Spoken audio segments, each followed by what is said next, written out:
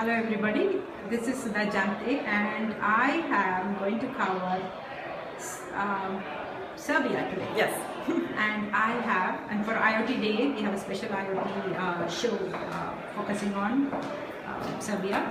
And I have Svjetlana Krc here with me. She's visiting Silicon Valley. Yes.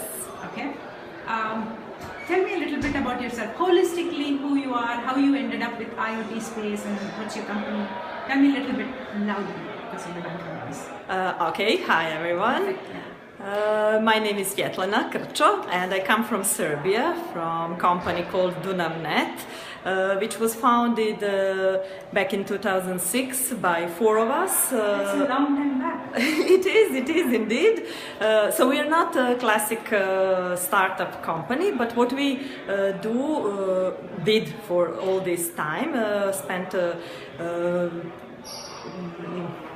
researching new technologies, IoT being one of them, and nowadays we are trying to make products out of all that research, and that's where the startup, we are startup in that sense. So what is your background? How did you end up with this research mode, trying different technologies, landing in IoT?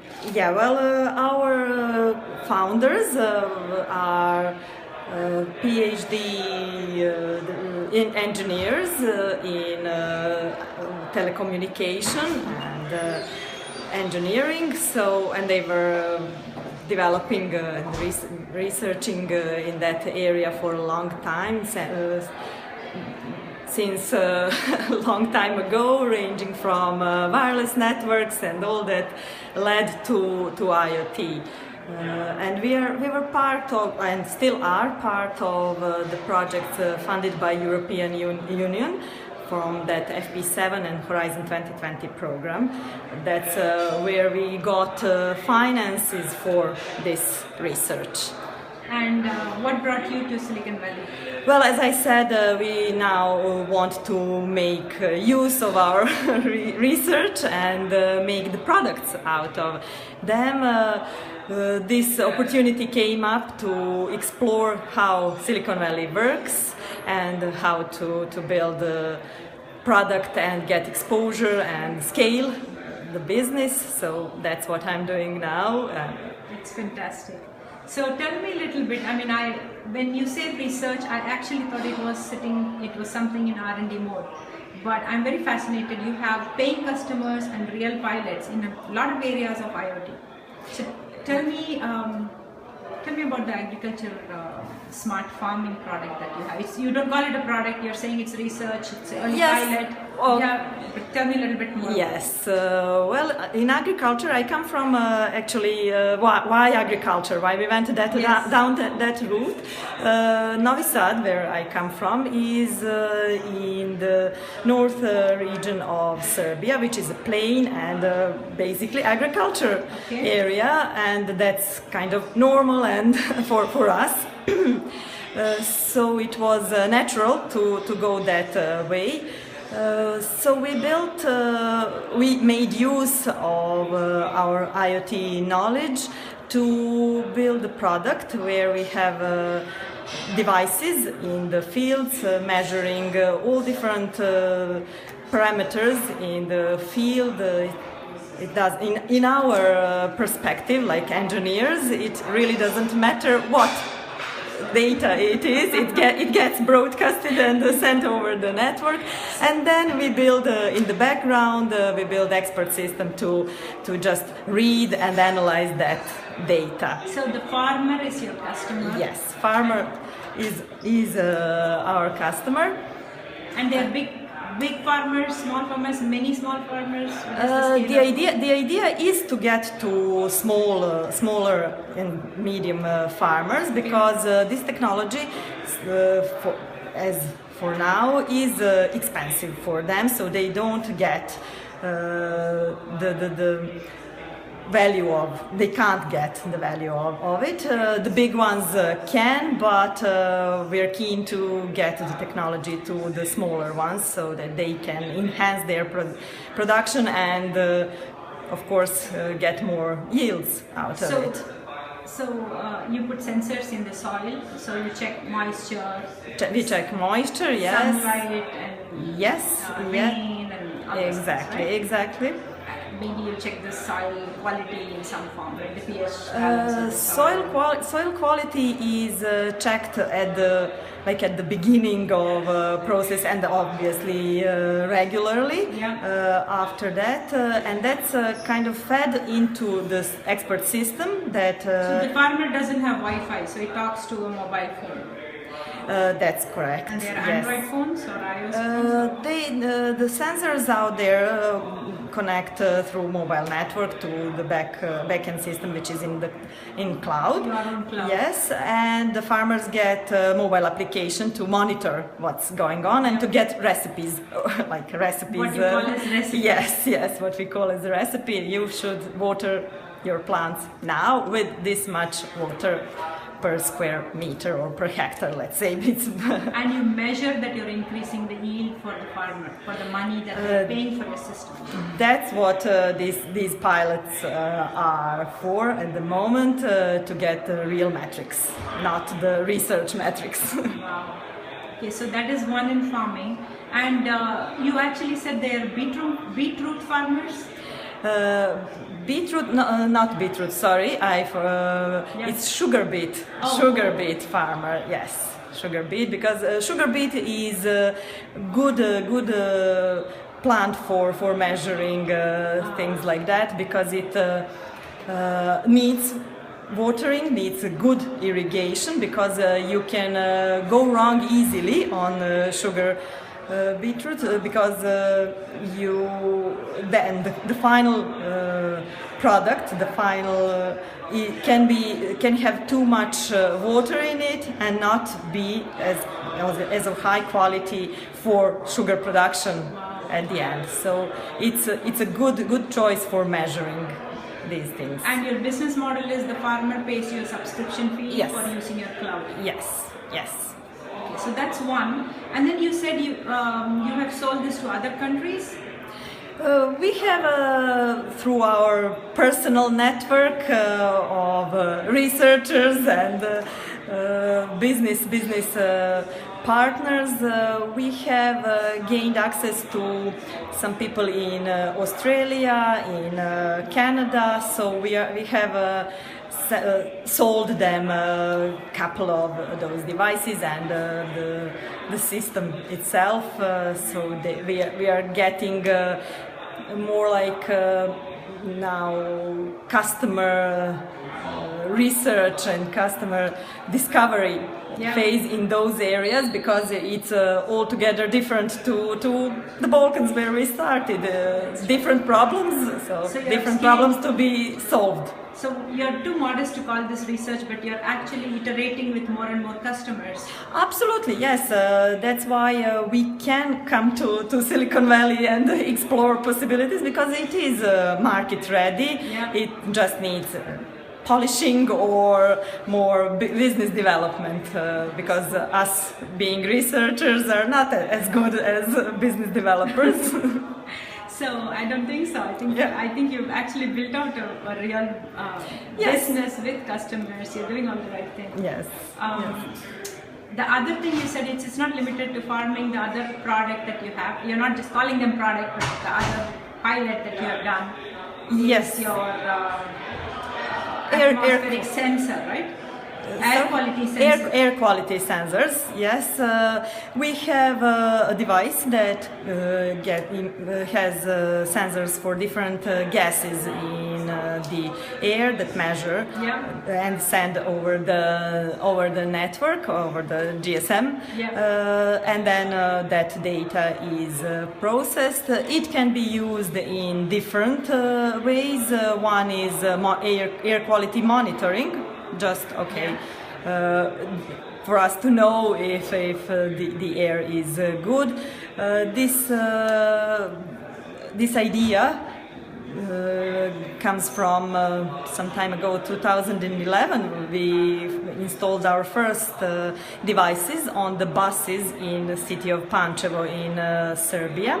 This city has heavy industry in it and is severely polluted. the people there don't know the air quality until they get official data in a couple of months or even a year, full year after all that data and measurements are processed. We have installed these devices on the buses who go around the city, collect data, and that can be seen instantly, the air quality. Of course, we process data to average them based on 1 day at least, so that it's not like some highs and lows are to be considered as real measurements of that. That's the part of the processing. So the sensors are not as accurate as all those really expensive ones from the meteorological stations, but as indicators are perfect. Just to tell you there's something wrong going on, so let's react immediately, not to wait until something really happens. So something who has bad. access to this data? So it's very smart, you put it on buses. The city has funded this. Yes. Does city get access to the data, or is this data transparently accessible to citizens?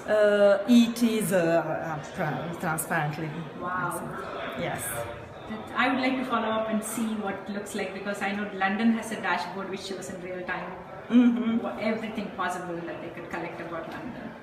And there's somebody in Russia who has a startup called AtmoTube, which is giving out this sensors that you can attach with your keychain and go check air quality wherever you go in the case. So that's 2 of your projects. And is this, so the government was your customer. Do you get funding or support as a startup or a new company? No, not yet, no. Okay. No. So what is the general entrepreneurial scene in there? Because you are 4 co-founders. Yes. And that's it, or you have more people? We have friends and family being part of our company, but they are being part of the development team, and they got involved a little bit in our company just to get a sense of belonging to and ownership, basically. Yes. Is it common that you get friends and family supporting your local business or a startup business? Well, no, it's not like that. In Serbia, it's not like that. Altogether, we've been talking now that I'm here in Silicon Valley with a group of people from Balkans and Eastern Europe, basically. It's that kind of culture where we, first of all, don't have too much startups, then it's even less with friends and family. So you said something about Silicon Valley of Serbia. Yes, Novi Sad. Well, that's really pretentious, but please don't use it. I'm trying to understand. Yes, I'm trying to understand where the innovation startup scene is in every country. So help me understand. Novi Sad happened to become a city in Serbia with many IT companies. We mostly started as outsourcing companies, but learned very quickly that we should be developing our own products, and that we have capabilities. We have great universities in Serbia and great education. What are the top universities? University of Novi Sad and University of Belgrade. We have good engineering schools, so we do get very well foundation, and we're all capable of struggling and fighting to get better. So that's how we entrepreneurial spirit. Exactly. It's nothing organized at all. It's a self-organizing body becoming there. We have an ICT cluster there, people organizing themselves and just going out together. So do you have meetups and makerspace? Yes, we do indeed. It's actually we are DunavNET company is organizing IoT meetups in Belgrade and Novi Sad. We have a company who is actively involved in makers community, so they are doing that. We both together have this vision of spreading the word of IoT. So we have organized the extra curriculum in one of the high schools in Novi Sad, IoT course, and we were really astonished with the response we received from children, and it's really nice. We have competition between high schools now going on where they build some IoT solutions. Nice. So does the government support in any way, or is there any kind of funding sources, venture capitals or angels, or what is No, venture capitals and angels are not available in Serbia as easy as just as here in Silicon Valley. It is like that's picking up as well. It will become more available to people, but it's a long way down. So you have the talent pool, you have good education. Absolutely. Now you're actually waking up high schoolers to go build yes solutions, right? Yes. IoTs especially. Now they're all going to want to go and build something, productize stuff. What you build, the examples you gave were both for customers for your local market, and then you ended up selling the same thing to Australia and other places. Yes.